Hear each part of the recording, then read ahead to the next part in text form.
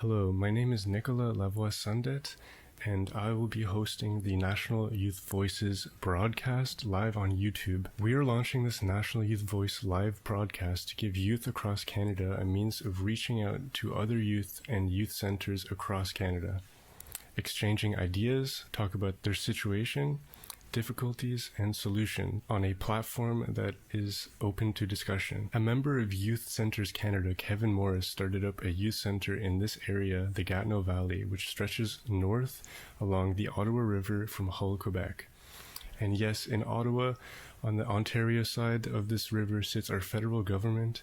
And yes, our youth centres started with a federal employment grant. And yes, we want the feds to revive this funding to support our youth and develop our youth skills in rural areas. You can learn more about Kevin Morris and his story on the YouTube interview on our channel. This live broadcast, National Youth Voices, started up as the G Valley Youth Voices, G for Gatineau. As scientists now say that youth in their regions, their communities, must speak up about the climate change crisis. Through the initial YouTube podcast, we're mostly about youth speaking up about their lives. We will include more conversation about climate and political issues. Now with over 70 subscribers along the Gatineau Valley, we saw that we were able to go live on YouTube and allow youth to speak up in a broadcast. And so we are moving to this National Youth Voices platform, and we're reaching out to youth across Canada to see and hear their experiences, their priorities, and for some adults, seniors, they obviously want to see our ideas and priorities, and this platform will allow us to share these ideas. At around 500 subscribers, we will be allowed to have memberships, and that will better allow the viewers to support the podcast, broadcast, and support our youth in this project. A bit about myself, I'm a drummer, audio engineer, and I have been a part of this youth group for many years, since the age of 13, so around 10 years.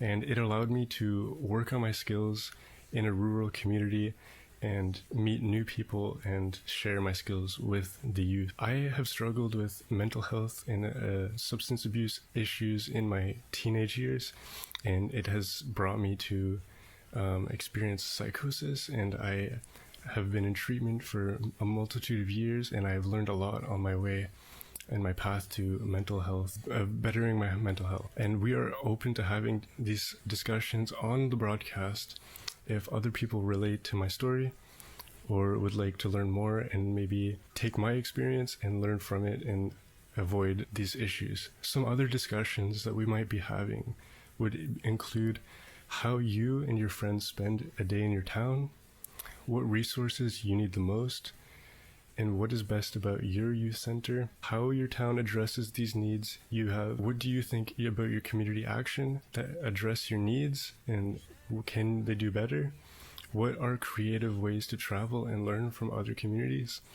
Where would you like to go, and how could we help? So call in now, where we will follow up next. It is nice to meet you. I hope we have great conversation on the broadcast. Don't forget to like, subscribe, and share to your other community members and community youth that may want to have open discussion about their communities and things that they would like to see changed in the world. And remember, at 500 subscribers, we will be able to allow memberships, and that will allow the viewers, you, to support the broadcast further and support our youth in having open discussions on a platform like this.